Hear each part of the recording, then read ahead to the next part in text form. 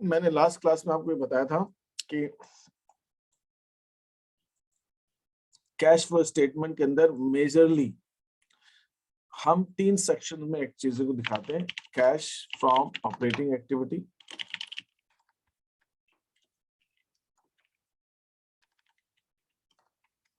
Cash from investing activity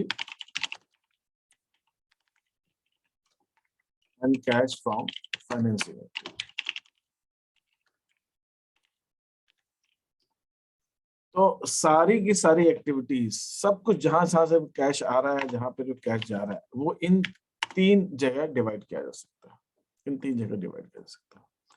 ठीक है, we can divide them in any of these 3 things. ये सब कुछ यहाँ पे इन 3 में आ जाएगा।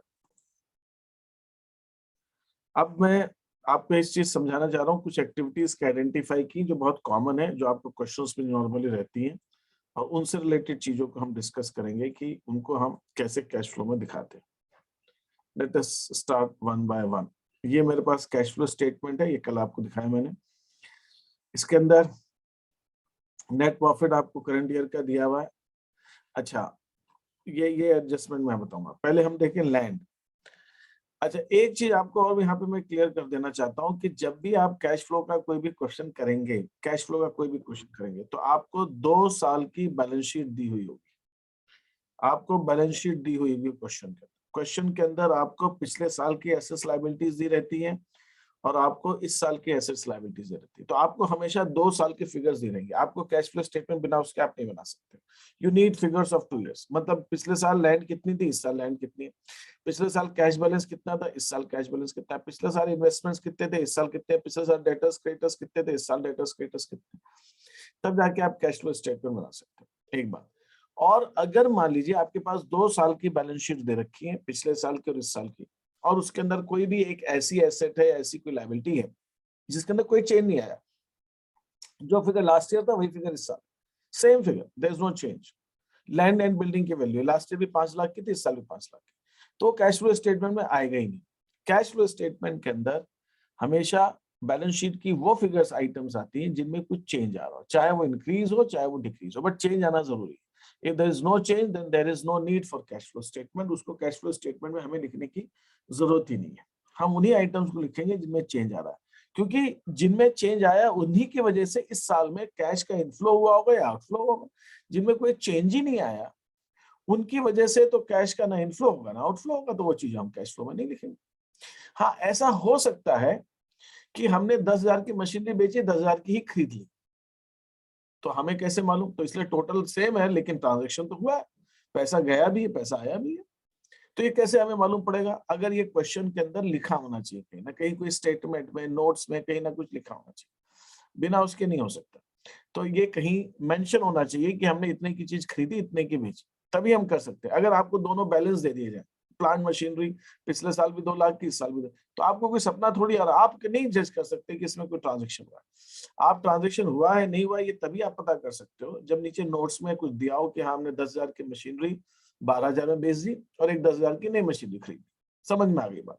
तो उसकी वजह से बैलेंस शीट का टोटल 2 लाख का 2 लाख ही। तो इस वजह से पहली चीज आपको ये हमेशा ध्यान रखनी है कि दो दो बैलेंस शीट्स के डेट्स के बीच में, 2 बैलेंस शीट कौन सी? इस साल की क्लोजिंग, इस साल की एंड की, और इस साल की ओपनिंग। अगर मैं कैश फ्लो स्टेटमेंट बना रहा हूँ 31 मार्च 2020 के बेसिस पे, 2021 के बेसिस पे, तो एक मुझे बैलेंस शीट लगेगी 31 मार्च 21 की और एक बैलेंस शीट लगेगी 31 मार्च 20 की। पिछले साल की बैलेंस शीट और इस साल, इन दोनों डेट्स के बीच में जो भी चेंज आया है ओपनिंग बैलेंस शीट और क्लोजिंग बैलेंस शीट में, उसको हम देखेंगे इस साल उससे कैश इनफ्लो हुआ है, इस साल कैश का आउटफ्लो हुआ है। Is that clear? ये चीज सबको क्लियर हो जानी चाहिए कि पहले हमें 2 साल यस की सर। बैलेंस शीट लगेगी और दोनों बैलेंस शीट ही लगेगी और कुछ नहीं चाहिए। कुछ एडिशनल इन्फॉर्मेशन लगेगी वो हमें मिल जाएगी, प्रॉफिट से रिलेटेड वो मिल जाएगी। बैलेंस शीट के अंदर एसेट्स लायबिलिटीज ही आती है, सारी चीजें आ जाती, तो वो हम कंपेयर करके देखते हैं। लैंड एंड बिल्डिंग की वैल्यू बढ़ रही है तो क्या होगा? लैंड एंड बिल्डिंग की वैल्यू कम हो रही है तो क्या मतलब है? गुडविल की वैल्यू बढ़ रही है, ये गुडविल की वैल्यू कम हो रही है। क्रेडिटर्स बढ़ रहे हैं, क्रेडिटर्स कम हो रहे हैं। ठीक है, आउटस्टैंडिंग एक्सपेंसेस बढ़ रहे हैं, घट रहे हैं, कैश बैलेंस बढ़ रहा है, घट रहा है, प्रीपेड एक्सपेंसेस बढ़ रहे हैं, घट रहे हैं, तो ही हमें कैश फ्लो के अंदर उसको लिखना है। ये आपको हमेशा ध्यान रखना है। तो अब मैं जो आपको चीज डिस्कस करने वाला हूँ, ये बात करने वाला हूँ कि कुछ आइटम्स मैं दूंगा, एक लिस्ट में भी बता रहा हूँ, और उसके अंदर हम ये डिस्कस करेंगे कि अगर वो आइटम्स बढ़ रहे हैं तो क्या इफेक्ट आएगा कैश फ्लो में, और वो घट रहे हैं तो क्या इफेक्ट आएगा कैश फ्लो के अंदर। ठीक है, ये चीज आपको देखनी सर है। हाँ बोलिए। सर जैसे आपने बोला कि कुछ कुछ आइटम्स हमको नहीं भी लिखने हैं जिनमें कुछ चेंज नहीं आ रहा है, तो उसका एक बार कुछ एग्जांपल बता दो। देखिए मैं आपको एग्जांपल बता देता हूँ। मैं एक आपको बैलेंस शीट देता हूँ। मैं एक काम करता हूँ, लेट मी पुट सम एक सिंपल सी मैं बैलेंस शीट दे रहा हूँ आपको।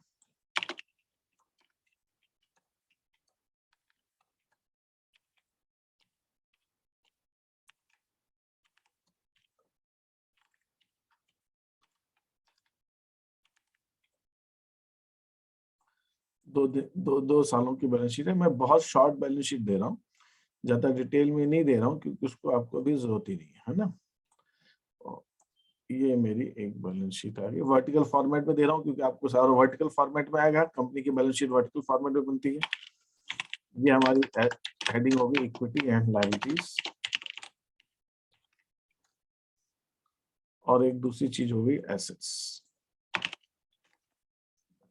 ठीक है, ये दो चीज। अब इक्विटी लायबिलिटीज में मैंने एक ले ली शेयर कैपिटल। अच्छा, ये मेरे पास ये शेयर होल्डर्स फंड है। वैसे बैलेंस शीट में जो आइटम है उसका नाम है शेयर होल्डर्स फंड, लेकिन अभी आप उसको सिर्फ शेयर कैपिटल ले लिया मैंने।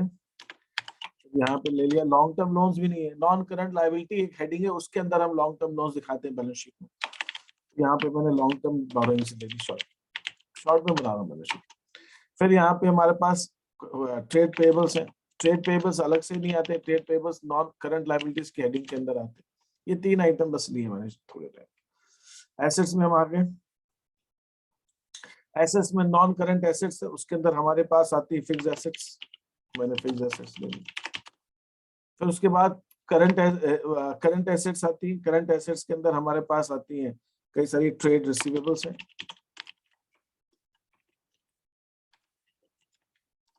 ट्रेड रिसीवेबल्स है। फिर मैंने यहाँ पे ले लिया cash and cash.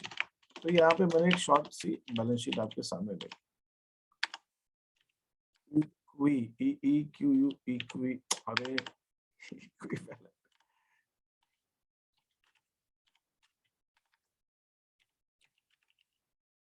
Cash equivalents. ठीक है, तो ये हमारे पास आ गया। एक और आइटम हम ले सकते हैं short term investment. Short term investment उसके बाद ही आता है। उसमें तो चेन दिखाना पड़ेगा ना, इन्वेंट्रीज लेना चाहिए, इन्वेंट्रीज। ये हमारी 2 साल की मैंने बैलेंस शीट आपके सामने ली है। यहाँ पे मैं ले लेता हूँ करंट ईयर की फिगर 31,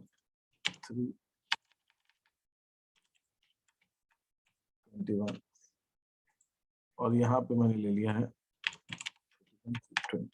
ये 2 साल की बैलेंस शीट है। अब यहाँ पे share capital last year 4 lakh की थी, इस साल भी 4 लाख की, इसमें कोई चेंज नहीं है। करंट लायबिलिटीज हमारी लास्ट ईयर 3 लाख की थी, नहीं सर इस साल 3 लाख की है, और यही करंट लायबिलिटीज हमारी लास्ट ईयर जो है वो 2 लाख की थी। सपोज लास्ट ईयर 2 लाख की थी, इस साल वो ट्रेड पेबल्स इस साल हमारे पास सपोज 60,000 के, इस साल 60,000 के, लास्ट ईयर ये 40,000 के थे।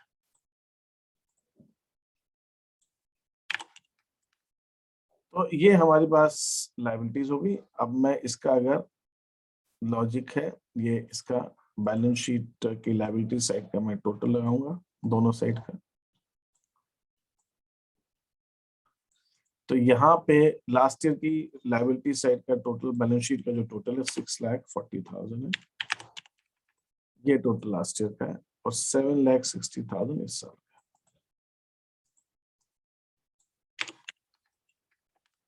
ये इस साल, ये हमारी बैलेंस शीट। ठीक, अब नीचे आए। नीचे भी मुझे टोटल तो यही लेना रहेगा।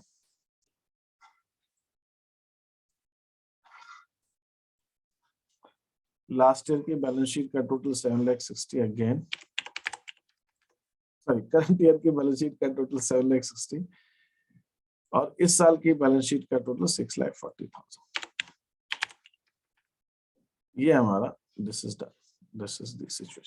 अब मुझे इसको डिवीजन करना है, तो मैं एक काम करता हूँ, फिक्स एसेट्स में थोड़ा सा चेंज लेके आता हूँ। इस साल मेरे पास फिक्स एसेट्स है 2,50,000। देन दी लास्ट ईयर की फिगर में 2 लाख ले लेता हूँ, ठीक है, ये लास्ट ईयर की 2 लाख हो गई। And then we have trade receivables भी बढ़ा देते हैं, 1,20,000 was last year and then happens to be 1,30,000 this year. Yes sir. Inventories ये 320, आप टोटल ध्यान रखिएगा बेटा, है ना, टोटल अपन ध्यान रखते हैं, बाकी तो कोई बात नहीं। 3,20,000 ये हमारे इन्वेंट्रीज मैंने यहाँ पे ले ली, 50,000 ले लेते हैं, सिंपल कैलकुलेशंस, ठीक है, 50,000। और इस साल की इन्वेंट्रीज हमारे पास हो गई 40,000 ले लेते हैं, इन्वेंट्रीज कम हो गई। कैश इक्विवेलेंट डिफरेंस अमाउंट डाल देंगे, जितना आएगा वो कैश। शॉर्ट टर्म ये कितना हो गया, 3,70,000, अच्छा है तो ज्यादा ही कम हो गया। ये आ गया हमारा पास 4,20,000, ये भी कम हो गया। चलो इन्वेस्टमेंट्स बढ़ाना पड़ेगा। इन्वेस्टमेंट्स हम क्या करते हैं, 2-2 लाख के दोनों साइड डाल देते हैं, 2,50,000 इन्वेस्टमेंट्स हैं। और ये हमारे इन्वेस्टमेंट्स इधर भी मैं यहाँ पे 3,20,000 देता हूँ, 3,20,000 के इन्वेस्टमेंट्स इधर दे दिए, ठीक है। अब डिफरेंस अमाउंट कैश में ले लीजिए। कैश बताइए लास्ट ईयर कितना कैश लिखूं मैं, ये कितना आ गया, 2 लाख, 3 लाख, 3 लाख, 4 लाख, 5 लाख, 5 लाख 6,20,000 आ रहा है, तो 20,000 बच गया। ये 20,000 का कैश एंड कैश इक्विवेलेंट हो गया लास्ट ईयर का। ये बैलेंस शीट का टोटल टैली हो रहा है ना, 5, 12, 14, 3, 5, इधर भी 20,000, इधर भी 20 का आ रहा है। अरे वाह, पक्का 5 से 9, 12 पक्का, तुमने चेक कर लिया ना टोटल, ठीक है 20। तो ये मैंने आपके सामने बैलेंस शीट रखी। अब मुझे कैश फ्लो स्टेटमेंट दिखाना। अभी मैं कैश फ्लो कैसे बनेगा वो नहीं बता, अभी हमें आइडेंटिफाई करना। अब आपने पूछा है तो मैं इसी को आगे बढ़ाता हूँ डिस्कशन। ये मेरा बैलेंस शीट है 2 सालों की, 2020 की और 2021 की। अब मैं यहाँ पे मेरे को एक्टिविटीज दिखानी है कैश फ्लो स्टेटमेंट। मुझे एक्टिविटीज कौन कौन सी दिखानी है, मुझे दिखानी है cash from operating activity, cash from investing. तो मैं शॉर्ट में लिख देता हूँ क्या क्या ऑपरेटिंग में आएगा, क्या क्या इन्वेस्टिंग में आएगा, क्या क्या फाइनेंसिंग में आएगा। तो कैश फ्रॉम ऑपरेटिंग एक्टिविटी एक, ये हमारा कैश फ्रॉम ऑपरेटिंग एक्टिविटी एक आएगा। फिर एक जगह मैं लिखूंगा कैश फ्रॉम इन्वेस्टिंग एक्टिविटी, ये कैश फ्रॉम इन्वेस्टिंग हो गया। और कैश फ्रॉम फाइनेंसिंग एक्टिविटी, मुझे 3 तरह की एक्टिविटी दिखा, ठीक है, ये 3 तरह की एक्टिविटीज है। अब यह कहां से निकालूंगा, बैलेंस शीट से निकालूंगा। बैलेंस शीट में देखूंगा कहाँ कहाँ चेंजेस आ रहे हैं, उसके हिसाब से निकलेंगे, ठीक है। Now we proceed. अगर मैं यहाँ देखता हूँ, ये मेरे पास, अगर मैं ये देख रहा हूँ शेयर कैपिटल में कोई चेंज नहीं है, तो इसको मैं कैश फ्लो स्टेटमेंट में नहीं लिखूंगा। ये जो मेरा कैश फ्लो स्टेटमेंट है इसके अंदर ये नहीं आएगा। क्यों? क्योंकि शेयर कैपिटल में चेंज ही नहीं हो रहा। Long term borrowings, next item क्या है, long term borrowings. Long term borrowings 2 lakh थे लास्ट ईयर, इस साल बढ़ के 1 लाख 3 लाख हुए। 1 लाख रुपए की इस साल हमने लोन लिए होंगे तभी बढ़ा। तो लॉन्ग टर्म बोरोइंग्स लेना तो हमारे फाइनेंसिंग एक्टिविटी है, तो मैं फाइनेंसिंग एक्टिविटी में लिखूंगा long term borrowings. Long term borrowings मैंने रेज किए, यहाँ से पैसा उठाया, कितना, सर ये आपने इन्वेस्टमेंट में लिखा है कहाँ पे, सर, अच्छा सेकंड वाला ओके इन्वेस्टमेंट है। ये मतलब फाइनेंसिंग एफए, फाइनेंसिंग एक्टिविटी। तो लॉन्ग टर्म बोरोइंग्स के अंदर मैं यहाँ पे 1 लाख रुपए लिखूंगा कि लॉन्ग टर्म बोरोइंग से बिजनेस को 1 लाख रुपए मिले। मैं शॉर्ट में लिख रहा हूँ जिससे कि आपको दिख जाएगा। लॉन्ग बोरोइंग्स, मैं इसको लिख देता हूँ लॉन्ग बोरोइंग्स, बस इतना समझ लीजिए। तो 1 लाख रुपए हमने बोरोइंग किया, उससे 1 लाख रुपए फाइनेंसिंग एक्टिविटी के अगेंस्ट में बिजनेस में आए, प्लस में ट्रेड पेबल्स। अब ये ट्रेड पेबल्स ऑपरेटिंग एक्टिविटी का हिस्सा। अब ऑपरेटिंग एक्टिविटी इनडायरेक्ट मेथड में थोड़ा सा कैलकुलेशन है, तो वहां पे मैं आपको बाद में बताऊंगा। ये ट्रेड पेबल्स ऑपरेटिंग एक्टिविटी का हिस्सा है, क्योंकि trade payables, trade receivables business का हिस्सा है। तो ये ट्रेड पेबल्स हमारे बढ़ गए, तो यहाँ पे मैं बस अभी आपके लिए सिर्फ इतना लिख ले रहा हूँ, ट्रेड पेबल्स। हम जब उसका ऑपरेटिंग एक्टिविटी का कैलकुलेशन समझेंगे तब हम देखेंगे। तो ट्रेड पेबल्स में जो चेंज आ रहा है वो हम ऑपरेटिंग एक्टिविटी में लिखेंगे 20,000 रुपए से। चेंज कितने का? 20,000 रुपए से। अब उसको हम कैसे करेंगे वो मैं अभी नहीं बता रहा हूँ। हाँ, फाइनेंसिंग एक्टिविटी में 10,000 रुपए 1 लाख रुपए ऐड होगा, ये बात पक्की है। लेकिन इसका क्या होगा ये मैंने अभी आपको नहीं बताया है कि इसका क्या होगा, इसको क्या से क्या करना है वो मैं बता, लेकिन आएगा ही ऑपरेटिंग एक्टिविटी में, बस इतना ध्यान रखिए। दूसरा, फिक्स एसेट्स। फिक्स एसेट्स हमारे 50,000 से बढ़ गए, मतलब हमने फिक्स एसेट्स खरीदे होंगे, तो ये तो इन्वेस्टिंग एक्टिविटी है। तो ये फिक्स एसेट्स हमारी जो है इसके अंदर आएगी इन्वेस्टिंग एक्टिविटी में। कितने से? 50,000 से। ये पैसा गया होगा ना, तो इसको हम माइनस करें। 50,000 रुपए हमने दिए होंगे फिक्स एसेट्स के लिए, हमने 50,000 रुपए दिए होंगे। तो ये 50,000 खरीदने के लिए दिए जब हमारे फिक्स एसेट्स बढ़ गए, तो ये हम फाइनेंसिंग एक्टिविटी इन्वेस्टिंग एक्टिविटी में माइनस कर देंगे। Trade receivables. अब ये ट्रेड रिसीवेबल्स जो है हमारे 1,20,000 से 1,30,000, ये ट्रेड रिसीवेबल भी हमारा ऑपरेटिंग एक्टिविटी का हिस्सा है। ट्रेड रिसीवेबल भी ऑपरेटिंग एक्टिविटी का हिस्सा है। तो ये ट्रेड रिसीवेबल्स भी मैं ऑपरेटिंग एक्टिविटी में दिखाऊंगा। तो भी मैं कैसे दिखाऊंगा? प्लस करूंगा, माइनस करूंगा, क्या करूंगा, कहां माइनस करूंगा, ये सब बात की बात। इन्वेंट्रीज भी हमारे ऑपरेटिंग एक्टिविटी का हिस्सा। इन्वेंट्रीज, ये जो इन्वेंट्रीज हैं हमारे पास बढ़ रहे हैं, घट रहे हैं, जो भी हो रहे हैं, इन्वेंट्रीज ये भी ट्रेड रिसीवेबल्स ऑपरेटिंग एक्टिविटी का हिस्सा। तो इन्वेंट्रीज भी हमारे ऑपरेटिंग एक्टिविटीज का, ये भी इन्वेस्टर। ठीक है। फिर ये जो हमारे पास कैश एंड कैश इक्विवेलेंट है। अब सवाल उठता है ये शॉर्ट टर्म इन्वेस्टमेंट्स को हमें कैश इक्विवेलेंट मानना है कि नहीं मानना है। हमें क्वेश्चन में कुछ दिया नहीं, तो मैं इसको कैश एंड कैश इक्विवेलेंट का हिस्सा ही मान लेता हूँ। ठीक है, बोथ ऑफ देम। तो ये दोनों, ये यहाँ पर ये जो कैश एंड, देखिए एक चीज आपको बहुत क्लियर में बता देता हूँ। अब आपके दिमाग में आएगा सर ये कैश इक्विवेलेंट अलग से दिया है तो बैलेंस शीट, अब ये भी थोड़ा सा डिफरेंस है। अब मैं क्या करूँ, अब है डिफरेंस तो है।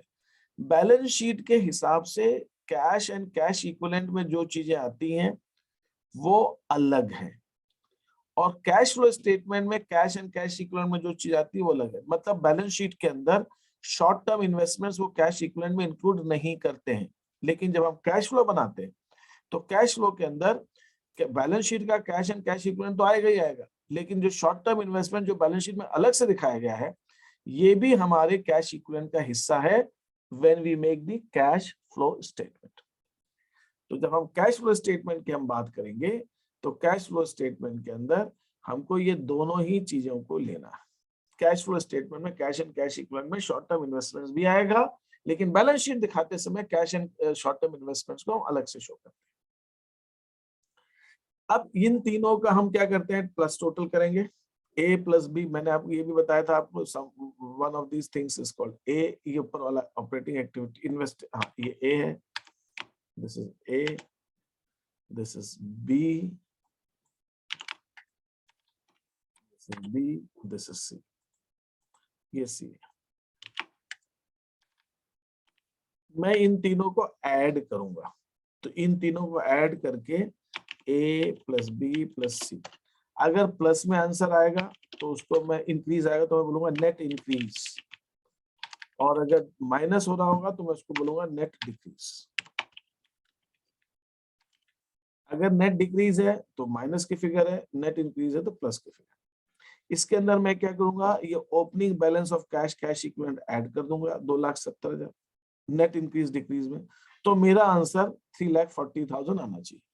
तो सीधी सी बात यह है कि ये टोटल 270 है, ये 340, 70,000 का डिफरेंस है। Closing cash and cash equivalent 70,000 से ज्यादा है, तो यहाँ पे नेट इंक्रीज डिक्रीज 70,000 मेरा आंसर आना चाहिए। सीधी सी बात, नेट इंक्रीज डिक्रीज मेरा 70,000 आना चाहिए। अगर मेरा नेट इंक्रीज डिक्रीज 70,000 आ गया, और जब मैंने इसको ओपनिंग में ऐड कर दूंगा opening balance of cash and cash equivalent में, तो मेरा closing balance cash and cash equivalent answer आ जाएगा, तो मेरी कैश फ्लो स्टेटमेंट सही। तो दोनों में ओपनिंग और क्लोजिंग के अंदर कैश एंड कैश इक्विवेलेंट के अंदर जो डिफरेंस है, वो जो डिफरेंस है वो 70,000 का है, तो मेरा नेट इंक्रीज 70 का आना चाहिए। बस सीधी सी बात है, ठीक है, that should be my correct answer. तो ये इस ढंग से हम कैश फ्लो स्टेटमेंट बनाएंगे। हम इस ढंग से कैश फ्लो स्टेटमेंट बनाएंगे जिसके अंदर तीनों एक्टिविटीज को दिखाना है अपने को और उनका इंक्रीज डिक्रीज निकालना है। तो जो आपने पूछा मेरे से कि सर चेंज नहीं आया तो क्या करेंगे, तो ये शेयर कैपिटल मैंने कैश फ्लो स्टेटमेंट में कहीं नहीं लिखी है, नहीं दिखाई मैंने cash flow statement share capital. क्यों नहीं दिखाई? शेयर कैपिटल में कोई चेंज ही नहीं है, ना इसकी वजह से इस साल ना इनफ्लो हुआ ना आउटफ्लो हुआ। तो इसके अंदर हमें वही दिखाना है जिनकी वजह से इनफ्लो होगा या आउटफ्लो होगा। बोलिए, आपको क्वेश्चन है दिमाग में तो पूछिए मेरे से। सर ये 70,000 वापस बता दो, ये समझ नहीं आया। यहाँ पर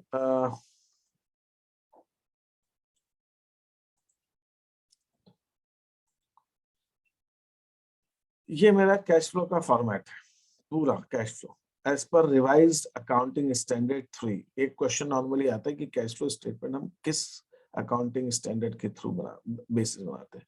अकाउंटिंग स्टैंडर्ड 3 और वो फिर रिवाइज्ड, ये बाद में चेंज हो गया था, इसमें चेंजेस किया तो रिवाइज उसके बेसिस बनाते हैं। तो ये जो मैंने आपको फर्स्ट पेज में दिया हुआ है, ये कैश फ्लो स्टेटमेंट मैंने पूरा आपको दिया हुआ है, फर्स्ट पेज में दिखा रहा हूँ जो आपको मैं। ये कैश फ्लो स्टेटमेंट है। इसके अंदर आप जो देख रहे हो वो आप 3 सेक्शंस देख रहे हो। ये है हमारा ऑपरेटिंग एक्टिविटी, ये है मेरा ऑपरेटिंग एक्टिविटी ए। ये पूरा सेक्शन जो है ये ऑपरेटिंग एक्टिविटी जो मैंने यहाँ पे आपको दिखा रहा हूँ,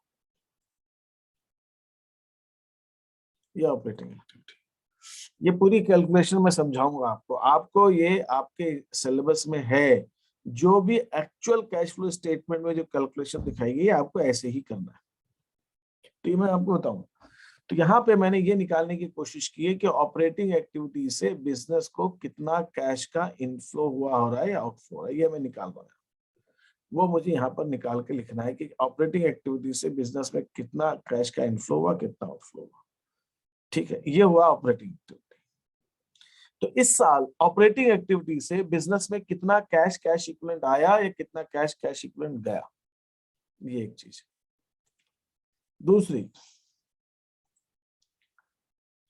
दूसरी सेक्शन क्या है हमारे कैश फ्लो स्टेटमेंट का? कैश फ्लो स्टेटमेंट का दूसरा सेक्शन हमारा कैश फ्रॉम इन्वेस्टिंग एक्टिविटी। तो इन्वेस्टिंग एक्टिविटी से हमारे पास कितना कैश का इनफ्लो हुआ, कितना आउटफ्लो हुआ, वो भी मैं निकालूंगा इस साल कैश का इन्वेस्टिंग एक्टिविटी से कितना इनफ्लो हुआ, कितना आउटफ्लो हुआ, वो मैं निकालूंगा। और तीसरी चीज जो है, हम जो कुछ बिजनेस में हो रहा है वो 3 एक्टिविटीज के अंतर्गत हो रहा है। तो तीसरी चीज हम के अंदर इसके अंदर हम ये देखेंगे कि हमारे पास फाइनेंसिंग एक्टिविटी से कितना कैश का इनफ्लो हुआ, कितना आउटफ्लो हुआ, भी मैं निकालूंगा।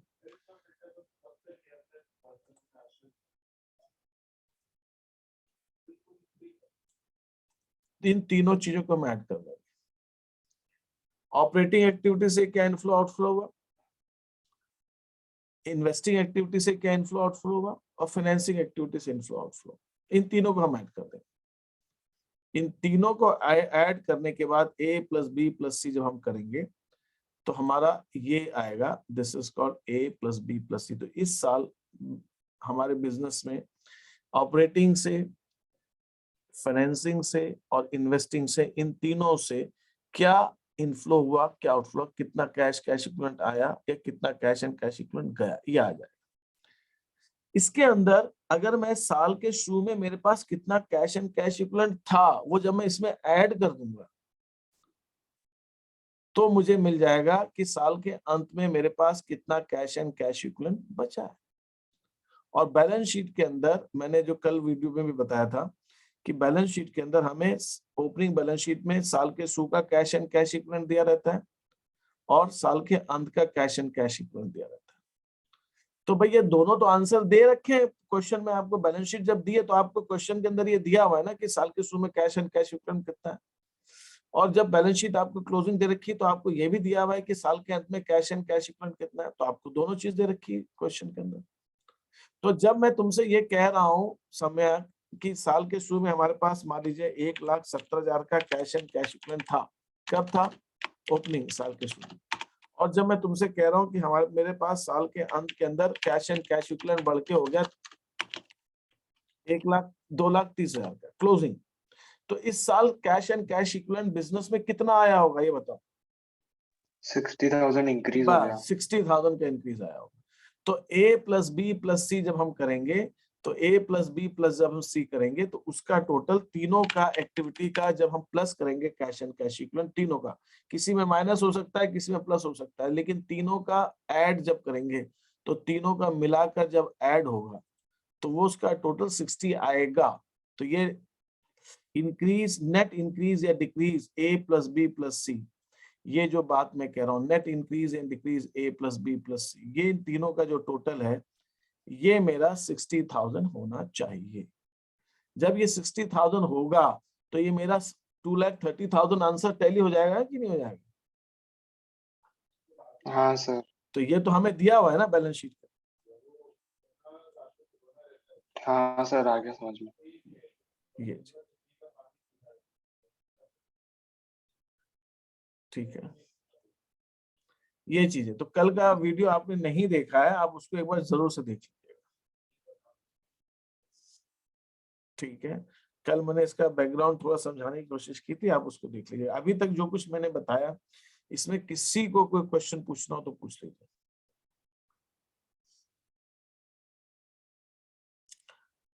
ठीक है, दिलीप, दिव्यानी, कल, प्रद्युम्न, सम्यक, वरुण एंड ऑल, कल का वीडियो जरूर से देख लेना। और उसके बाद आपको जो आज मैं डिस्कस कर रहा हूँ, बता रहा हूँ, वो ज्यादा आगे नहीं है तो कल का वीडियो देख के आज का वीडियो फिर दोबारा देखना, उसको फिर से आज की क्लास की रिकॉर्डिंग देखिएगा, ठीक है?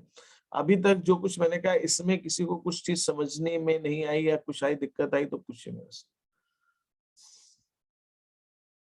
Anything else?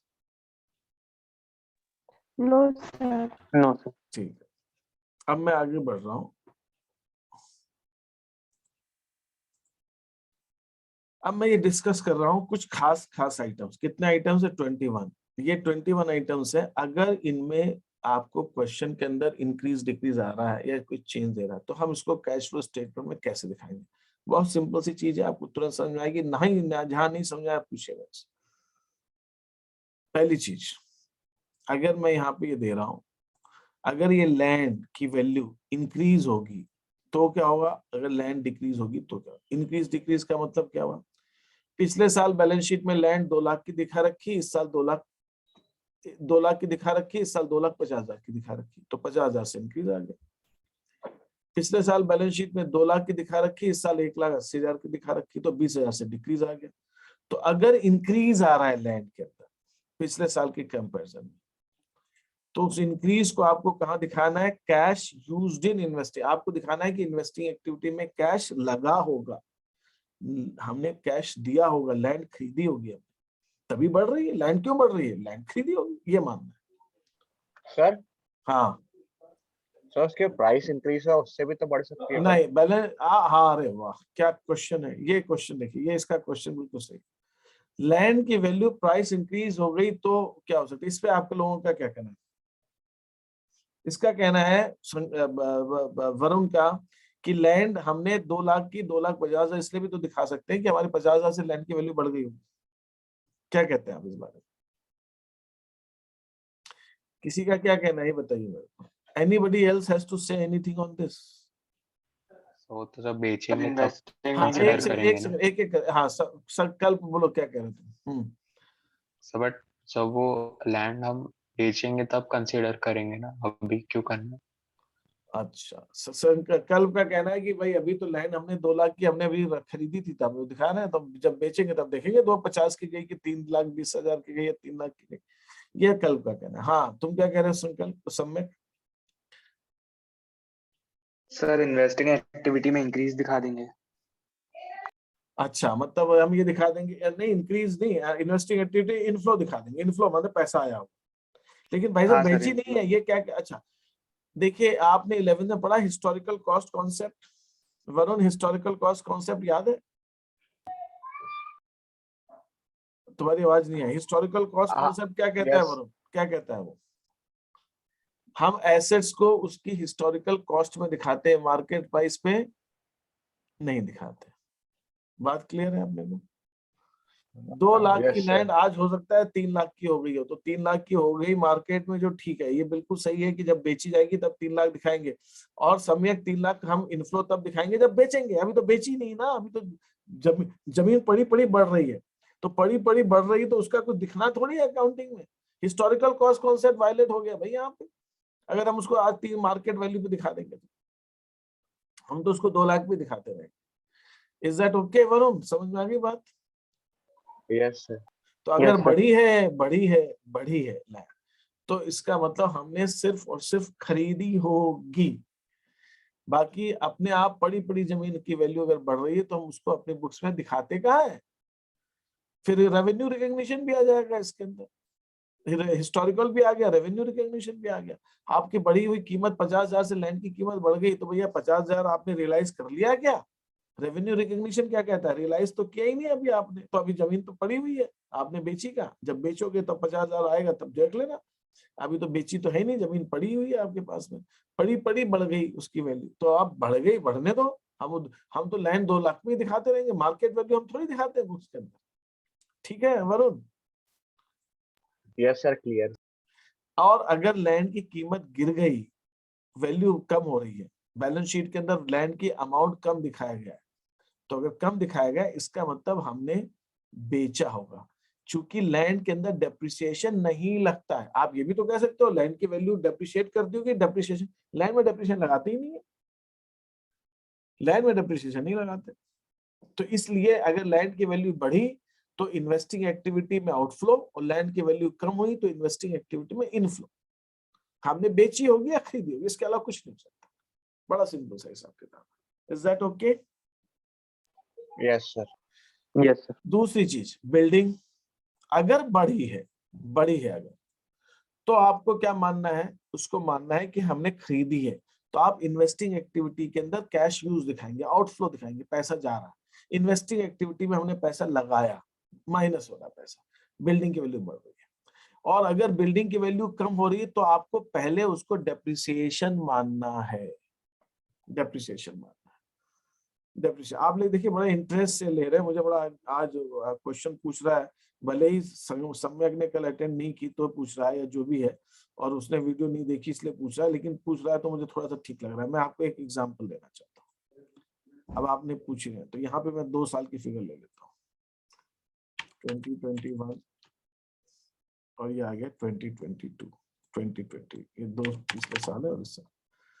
मैं आपको 3 चीज दिखा रहा हूँ, मैं यहाँ पे दिखा रहा हूँ बिल्डिंग, लैंड तो क्लियर है, आपको लैंड बता दी मैंने।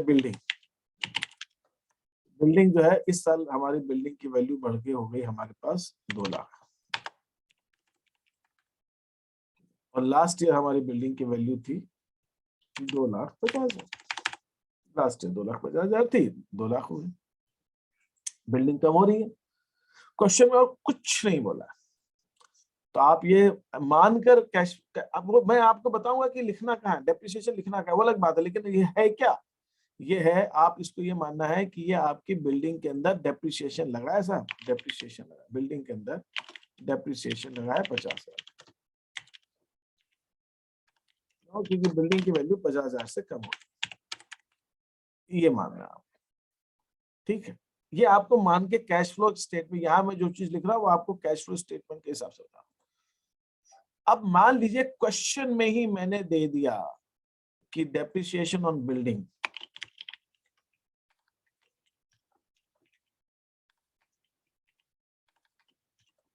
₹20,000, बिल्डिंग की वैल्यू तो 50,000 से कम हो रही है, और डेप्रिसिएशन 20,000 का है, तो 30,000 क्या होंगे 30,000? Sale of building. Sale of building. अब जब क्वेश्चन में, जब मैंने ये स्टेटमेंट आपको नहीं दिया था कितना लगाएगा, तो आपने पूरा 50,000 रुपए का डेप्रिसिएशन मान लिया, खत्म बात, फिनिश, दैट्स ओके। लेकिन अगर मैंने ये दे दिया आपको क्वेश्चन के अंदर कि भाई डेप्रिसिएशन तो सिर्फ 20,000 का है, तब आपको क्या लेना है? आपको ये लेना है कि 30,000 की, तो डेप्रिसिएशन तो दिया ही है क्वेश्चन में 20,000 का, तो आपको यहाँ पे 20,000 का डेप्रिसिएशन, एक केस 2 ले लेता हूँ नीचे, तो आपको इस वाले केस के अंदर डेप्रिसिएशन तो 20 का ही लेना है। डेप्रिसिएशन बिल्डिंग पर आपको 20 का ही लेना है, क्योंकि क्वेश्चन कह रहा है 20 डेप्रिसिएशन लगा। लेकिन इसके साथ साथ 30,000 जो और कम हुआ आप उसको सेल ऑफ बिल्डिंग में लेंगे ₹30,000 ऐसे लेना। ये बात समझ में आ गई आपको? Yes sir. हाँ सर। अब मैं यहाँ पर एक चीज और कर रहा हूँ। मान लीजिए ये जो है ये जो वैल्यू है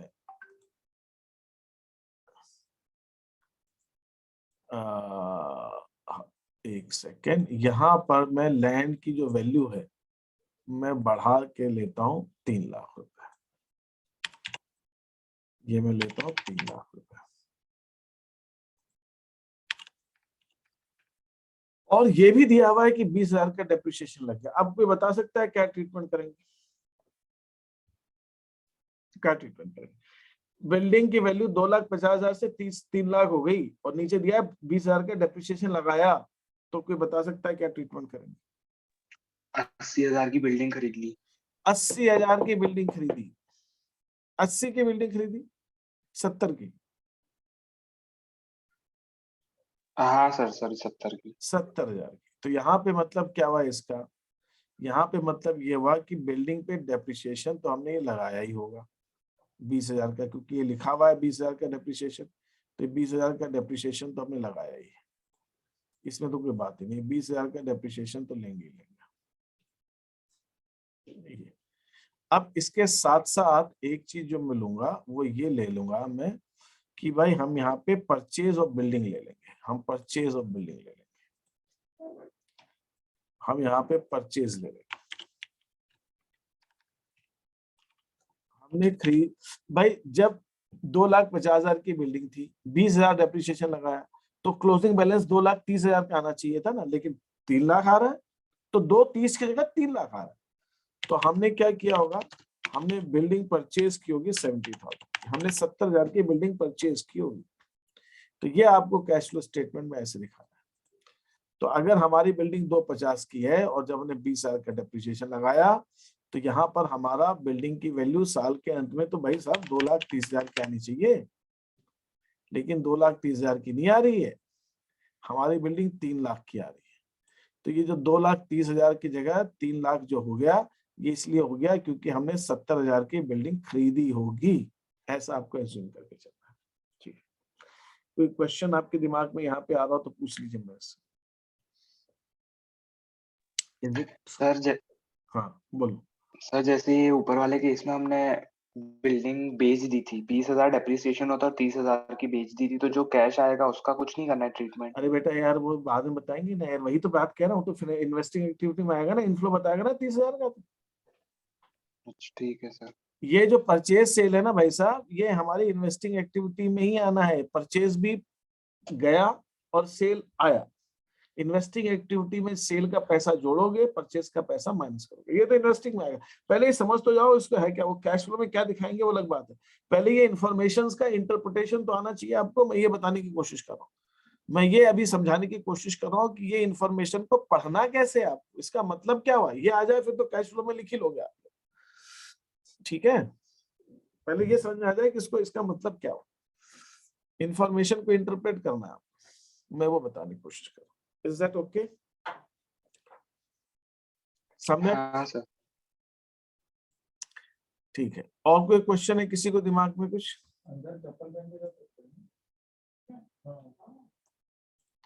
और कोई क्वेश्चन? ये तो हो गया लैंड एंड बिल्डिंग की बात। प्लांट मशीनरी में भी वही बात है जो बिल्डिंग के अंदर, बिल्कुल बिल्डिंग की तरह ये प्लांट मशीनरी का भी ट्रीटमेंट। अगर हमारे पास यहाँ पर, हाँ सर जैसे अगर डेप्रिसिएशन नहीं दिया है तो उसको बिल्डिंग का बेचने का एज्यूम करेंगे नहीं, क्या? हाँ अब सवाल उठता है। नहीं, मैंने आपको ये चीज मैं क्लियर कर दूं। ये बताओ समय कि अगर मान लीजिए हमने बिजनेस के अंदर जरूरी क्या है, डेप्रिसिएशन लगाना जरूरी कि बेचना जरूरी? पहले क्या किया होगा अगर तुमको चॉइस दी जाए कि बिल्डिंग की वैल्यू कम होगी, तुम बताओ तुम्हारे हिसाब से क्या हुआ होगा? बिल्डिंग के अंदर हमने बेचा पहले होगा कि डेप्रिसिएशन लगाया होगा? क्या चीज पहले की, क्या चीज की चांसेस ज्यादा? Sir depreciation. यस, अरे भाई बेचा नहीं बेचा वो तो अलग की बात है, लेकिन बिल्डिंग के ऊपर, मशीनरी के ऊपर, फर्नीचर के ऊपर, कंप्यूटर के ऊपर, गाड़ियों के ऊपर, व्हीकल के ऊपर जो भी एसेट डेप्रिसिएशन वाली है उन सब पे डेप्रिसिएशन तो लगाया ही होगा, लगाया ही होगा। तो अगर आपको ये कम हो रही है और ये दिया नहीं है कि वो सेल है कि डेप्रिसिएशन है, तो आपको उसको पहले तो डेप्रिसिएशन, लैंड के केस में सेल लेना है, बाकी दूसरी सारी नॉन करंट एसेट्स में डेप्रिसिएशन लेना है, क्योंकि बाकी दूसरी सारी करंट एसेट डेप्रिशिएट होती है। कुछ नहीं दिया है तो आपको पहले उसको डेप्रिसिएशन मानना है, सेल नहीं मानना उसको। डेप्रिसिएशन दे दिया, उसके बाद बचे हुए अमाउंट को आप सेल ले लो, जैसा अभी मैंने बिल्डिंग में बताया। लेकिन डेप्रिसिएशन और सेल कुछ भी नहीं दिया है तो पहले आपको उसको डेप्रिसिएशन लेना, ठीक है?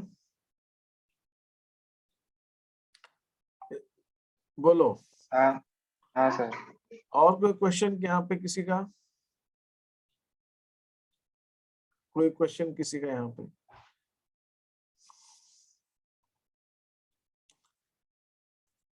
ठीक है, तो अब मैं ये प्लांट मशीनरी में भी वही बात है, प्लांट मशीनरी में भी वही बात है। प्लांट एंड मशीनरी की वैल्यू अगर इंक्रीज हो रही है तो उसको हम इन्वेस्टिंग एक्टिविटी में दिखाएंगे, पैसा यूज हुआ, पैसा दिया अपन ने तभी बढ़ी।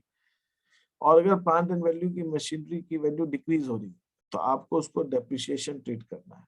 अब डेप्रिसिएशन का करना क्या है वो मैंने लिख दिया है यहाँ पे, लेकिन अभी आप उसकी चिंता मत कीजिए, वो मैं बताऊंगा आपको क्या करना है, ठीक है? वो आएगा। इसी ढंग से इनटेंजिबल एसेट जो है, कॉपीराइट, ट्रेडमार्क, पेटेंट, गुडविल, अगर ये बढ़ रहे हैं, अगर ये इंक्रीज हो रहे हैं तो आपको इसको परचेज मानना है, परचेज मानना है कि आप कैश यूज हुआ इसको परचेज मानना है। ये जो कैश यूज लिखा है ना मैंने, इन सब की जगह का मतलब है परचेज। ये सब परचेज की बात हो रही है, यहाँ पे सब परचेज की बात है, मैं लिख दूंगा इसके अंदर शीट में। इसका मतलब आपको ये मानना है वो खरीदा है, ये भी बिल्डिंग परचेज मानना, ये भी परचेज है, ये भी लैंड इसको भी परचेज मानना, ये परचेज है, तभी तो कैश यूज आ रहा है, कैश यूज तभी आ रहा है जब परचेज।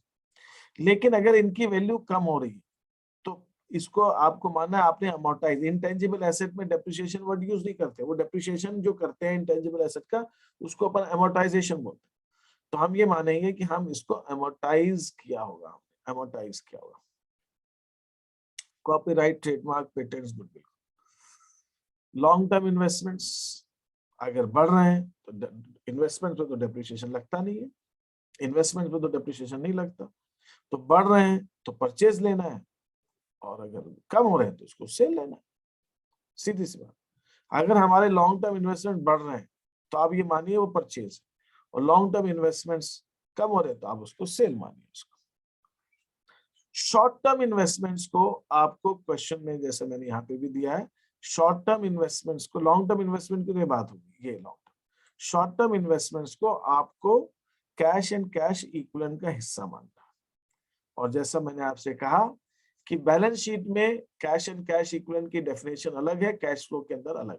कैश फ्लो का cash and cash equivalent term थोड़ा सा बड़ा है, ब्रॉड है, बैलेंस शीट में नैरो डेफिनेशन। तो बैलेंस शीट के अंदर हम शॉर्ट टर्म इन्वेस्टमेंट्स अलग दिखाते हैं, लेकिन cash and cash equivalent short term investments में जोड़ देते हैं, ठीक है? यहाँ तक जो कुछ मैंने बताया, यहाँ तक कोई प्रॉब्लम किसी को, किसी चीज के अंदर? फिर मैं आ रहा हूं कैश एंड कैश इक्विवेलेंट के अंदर। कैश एंड कैश इक्विवेलेंट में अगर ये, अब ये हमको कुछ करना ही नहीं है, अच्छा sorry, current assets other than cash and cash equivalent, मतलब current assets other than cash and cash equivalent. Cash and cash equivalent current assets की कौन सी? Short term investments. इसका मतलब करंट एसेट्स में शॉर्ट टर्म इन्वेस्टमेंट्स और cash और bank balance के अलावा, अदर देन का मतलब क्या हुआ? अदर देन का मतलब होता है कि करंट एसेट्स एक्सेप्ट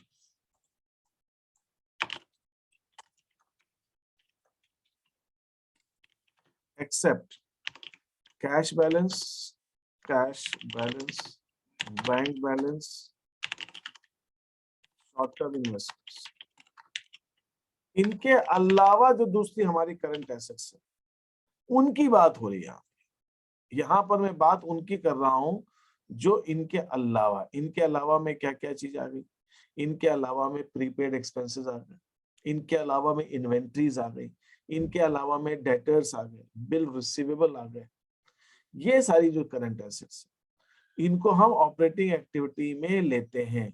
यहाँ पे मैंने एक्सप्लेन किया है कहाँ लेते हैं ऑपरेटिंग एक्टिविटी में, लेकिन अभी मैं आपको वो नहीं समझा रहा हूँ कहाँ लेते हैं, वो हम बाद में बात करेंगे। लेकिन ये ध्यान रखिए कि कैश एंड कैश इक्विवेलेंट और शॉर्ट टर्म इन्वेस्टमेंट्स इंक्लूडिंग के अलावा जो बाकी की करंट एसेट्स है वो सारी की सारी हमारी ऑपरेटिंग एक्टिविटी में आएंगे, जैसा मैंने अभी आपको यहाँ पर दिखाया।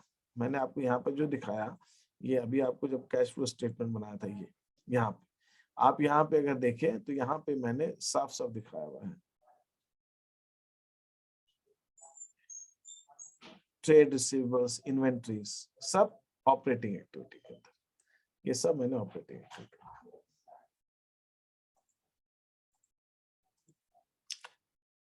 फिर कैश एंड कैश इक्विवेलेंट का क्या लेंगे भाई, उसको ओपनिंग बैलेंस और क्लोजिंग बैलेंस की तरह दिखा दो, सीधी सी बात। वो तो कैश फ्लो स्टेटमेंट में नीचे आता है, ओपनिंग बैलेंस अलग, क्लोजिंग बैलेंस अलग, उसका कुछ करना है। इक्विटी शेयर कैपिटल, अगर आपके शेयर कैपिटल बढ़ रही है, अगर शेयर कैपिटल आपकी बढ़ रही है तो आपको उसको एज्यूम क्या करना है, आपको एज्यूम करना है कि आपने वो शेयर्स इशू किए होंगे, तो फाइनेंसिंग एक्टिविटी में आएगा। प्रेफरेंस शेयर्स बढ़ रहे हैं तो आपने इशू किए होंगे, तो फाइनेंसिंग में आएगा। और अगर इक्विटी शेयर कम हो रहे हैं तो आप ये मानेंगे कि इक्विटी शेयर आपने बाय बैक कर लिए, नहीं तो इक्विटी शेयर कम होने का क्या मतलब, इक्विटी शेयर का रिडम्पशन थोड़ी होता है, हम वापस थोड़ी चुकाते हैं, लेकिन कंपनी बाय बैक कर सकती है, तो भी आप ये मानेंगे, तो भी वो फाइनेंसिंग में आएगा। और अगर प्रेफरेंस शेयर्स कम हो रहे हैं तो आपको उसको रिडम्पशन मानना है। मतलब अगर इक्विटी शेयर्स कम हो रहे हैं तो उसको आप बाय बैक मानेंगे कि कंपनी ने अपने खुद के शेयर्स मार्केट से खरीद लिए होंगे, वो पॉसिबल है, बाय बैक होता है इक्विटी शेयर्स का। लेकिन प्रेफरेंस शेयर्स में भी बायबैक हो सकता है, लेकिन आप उसको रिडम्पशन एज्यूम करेंगे, आप मानेंगे कि रिडम्पशन। ऐसा प्रॉफिट एंड लॉस का बैलेंस, ये प्रॉफिट एंड लॉस अकाउंट नहीं कहना चाहिए मुझे, statement of balance of statement of profit and loss कहना चाहिए, ठीक है। ये आएगा balance of statement and profit and loss, this is balance of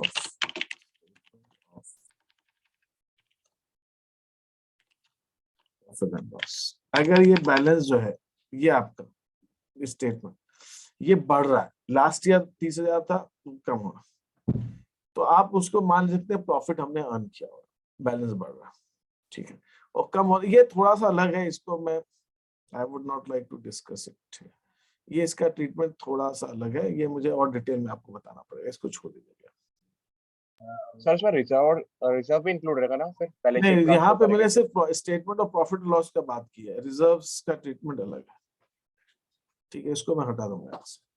security premium reserve, अब सिक्योरिटी प्रीमियम रिजर्व बढ़ रहे हैं, तो भाई प्रीमियम क्यों बढ़ रहे होंगे, हमने शेयर्स इशू किए होंगे तो प्रीमियम बढ़ रहा है, डिबेंचर्स इशू किए होंगे तो प्रीमियम बढ़ा। प्रीमियम बढ़ता है क्यों, प्रीमियम माने बढ़ने का रीजन क्या है भाई, हमने कोई चीज इशू की होगी ना, शेयर्स इशू किए होंगे, डिबेंचर्स इशू किए होंगे, तो वो भी हमारे पास फाइनेंसिंग एक्टिविटी के अंदर हम दिखाएंगे उसको। रिजर्व, सिक्योरिटी प्रीमियम रिजर्व बढ़ रहा है फाइनेंसिंग एक्टिविटी में। लेकिन अगर रिजर्व कम हो रहा है, सिक्योरिटी प्रीमियम रिजर्व कम हो रहा है, सिक्योरिटी प्रीमियम रिजर्व अगर कम हो रहा है, इसका मतलब सिक्योरिटी प्रीमियम रिजर्व कहाँ कहाँ यूज हो सकता है, वो दिया हुआ है ना सेक्शन 52 के अंदर, कि सिक्योरिटी प्रीमियम रिजर्व का पैसा क्या क्या हो सकता है। आपने प्रीलिमिनरी एक्सपेंसेस राइट ऑफ कर सकते हो, आप बोनस शेयर इशू कर सकते हो, आप loss on issue of debentures right of कर सकते हो। तो वो आपको क्वेश्चन के हिसाब से देखना पड़ेगा कि वो हमने कहाँ पे यूज किया होगा, तो उसको ट्रीटमेंट हम उस हिसाब से डील करेंगे। वो मैं आपको बताऊंगा जब क्वेश्चन करते समय, अगर कम हो रहा है तो वो क्वेश्चन में कुछ ना कुछ इंडिकेशन होगा कि वो क्यों कम हो रहा है। जनरल रिजर्व जो है ऑपरेटिंग एक्टिविटी में आएगा, ये कैसे आएगा, उसका ट्रीटमेंट क्या होगा, ये हम जब ऑपरेटिंग एक्टिविटी करेंगे तब हम डिस्कस करेंगे, ये जनरल रिजर्व की बात, ठीक है। ये जनरल रिजर्व ऑपरेटिंग एक्टिविटी में आएगा। इसी ढंग से जो हमारा ये है provision for bad and doubtful debts, ये भी हमारा ऑपरेटिंग एक्टिविटी के अंदर आएगा। इसके बाद भी हम जब ऑपरेटिंग एक्टिविटी करेंगे तब हम उसके बाद वहां डिस्कस करेंगे। फिर हम करंट लायबिलिटीज की बात कर रहे हैं, other than bank overdraft. Current liability bank overdraft और शॉर्ट टर्म बोरोइंग्स के अलावा अगर शॉर्ट टर्म बोरोइंग्स है, बैंक ओवरड्राफ्ट है, तो उसको अपने को फाइनेंसिंग एक्टिविटी में लेना है। लेकिन दूसरी करंट लायबिलिटी, मतलब दूसरी कौन सी हो सकती है, आउटस्टैंडिंग एक्सपेंसेस हो सकते हैं, ठीक है, और एडवांस इनकम हो सकती है। भाई करंट लायबिलिटी में क्या क्या आता है, आउटस्टैंडिंग एक्सपेंसेस आते हैं, एडवांस में इनकम मिल गई वो आते हैं, शॉर्ट टर्म लोन्स आते हैं, शॉर्ट टर्म बोरोइंग्स आती है। तो short term loans, borrowings, overdraft, cash credit, ये तो सब फाइनेंसिंग में आएंगे। लेकिन जो दूसरी करंट लायबिलिटीज है, जैसे दो ही मेन अभी जो दिमाग में मेरे आ रही है, आउटस्टैंडिंग एक्सपेंसेस और एडवांस इनकम्स, ये सब हम ऑपरेटिंग एक्टिविटी के अंदर लेते हैं, ठीक है। तो करंट लायबिलिटी में दो treatment. Provision for tax, provision for tax जो है दो बैलेंस हो सकता है, लास्ट ईयर का, इस साल का, ये भी मैं आपको समझा दूंगा ऑपरेटिंग एक्टिविटी में। Provision for tax operating activity में आएगा, ये भी मैं ऑपरेटिंग एक्टिविटी बताऊंगा। प्रपोज डिविडेंड जो है, प्रपोज डिविडेंड तो आपको क्वेश्चन के अंदर पिछले साल का इस साल हमने पे किया होगा, तो फाइनेंसिंग एक्टिविटी में दिखा दीजिए, और ऑपरेटिंग में भी आएगा और फाइनेंसिंग में भी आएगा।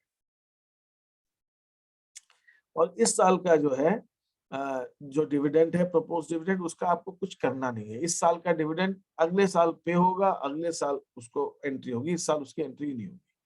और इंटरिम डिविडेंड है, तो इंटरिम डिविडेंड भी आपका फाइनेंसिंग एक्टिविटी में आएगा और ऑपरेटिंग में आएगा। तो ये मैंने एक ब्रीफ आपको दिया है, एक रेडी रेकनर सॉर्ट ऑफ है ये। जब आप क्वेश्चंस करेंगे तो आप इसको ध्यान में रख सकते हैं, ठीक है। अभी आपको कुछ चीजें इसमें समझ में आएंगी, कुछ नहीं आएंगी, क्योंकि अभी आपने ऑपरेटिंग एक्टिविटी वगैरह बताया नहीं। ऑपरेटिंग एक्टिविटी बताने के बाद तो आप कैश फ्लो स्टेटमेंट बना लोगे, उसमें फिर कोई दिक्कत नहीं। अभी तक जो कुछ मैंने बताया, इसमें किसी को कोई प्रॉब्लम हो, कुछ डाउट्स हो, कोई कंफ्यूजन हो, तो पूछ लीजिए मेरे से। सर इंटरिम डिविडेंड क्या होता है? हाँ, दो तरह के डिविडेंड होते हैं, एक फाइनल डिविडेंड होता है, एक इंटरिम डिविडेंड होता है। जैसे कि मान लीजिए अभी चल रहा है अपना, अभी चल रहा है जनवरी अपना चल रहा है, तो मान लीजिए अभी 3 महीने 9 महीने हो गए इस साल के, है ना, अप्रैल से फाइनेंशियल स्टार्ट हो गया, तो अप्रैल में, जून, जुलाई, अगस्त, सितंबर, अक्टूबर, नवंबर, दिसंबर, है ना, ये 9 महीने हो गए। किसी कंपनी को लगता है कि यार बहुत अच्छा प्रॉफिट हुआ है, तो एक तरीका ये, जब साल खत्म होगा तो कंपनी प्रॉफिट लॉस स्टेटमेंट बनाए अपना, डिविडेंड डिक्लेयर करे, फिर पे करे, वो होता है फाइनल डिविडेंड, जब साल के अंत में पूरा सब बना के हिसाब किताब करने के बाद डिसाइड होता है। लेकिन साल के बीच में अगर कंपनी को लगता है कि हम प्रॉफिट अच्छा कमा रहे हैं और हम शेयर होल्डर्स को साल के बीच में भी डिविडेंड दे सकते हैं, उसको हम बोलते हैं इंटरिम डिविडेंड।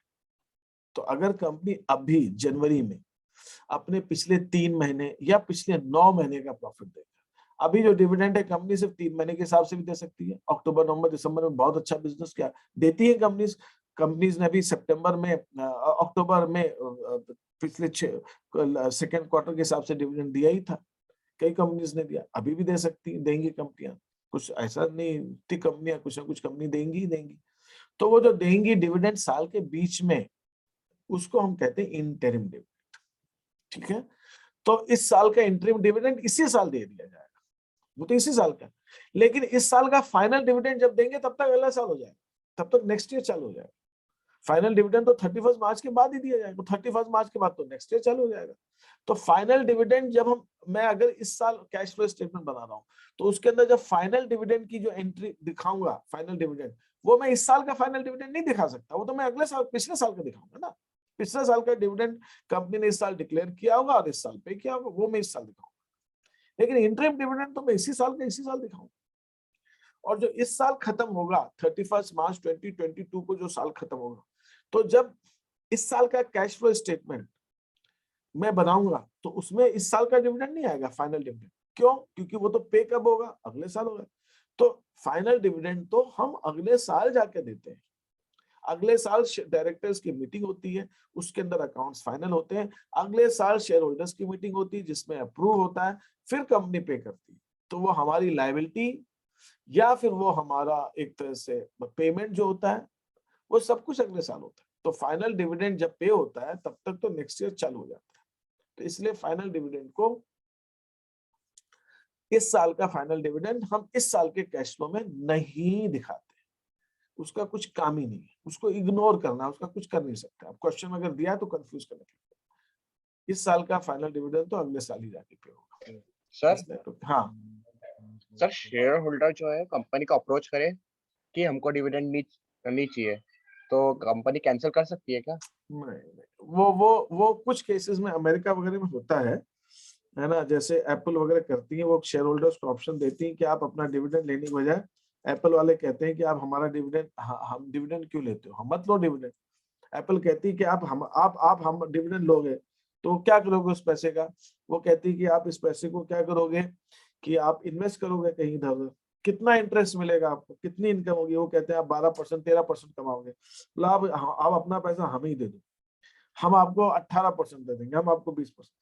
तो वहां पे एक सिस्टम जरूर है कि वहां पे गूगल है, एप्पल है, ये लोग कंपनीज क्या करती हैं, शेयर होल्डर्स का डिविडेंड अपने ही बिजनेस में इन्वेस्ट कर देती हैं, वो ऑप्शन देती हैं शेयर होल्डर्स को, है ना, वो ऐसा करती है। लेकिन इंडिया में मैंने तो ऐसा नहीं सुना,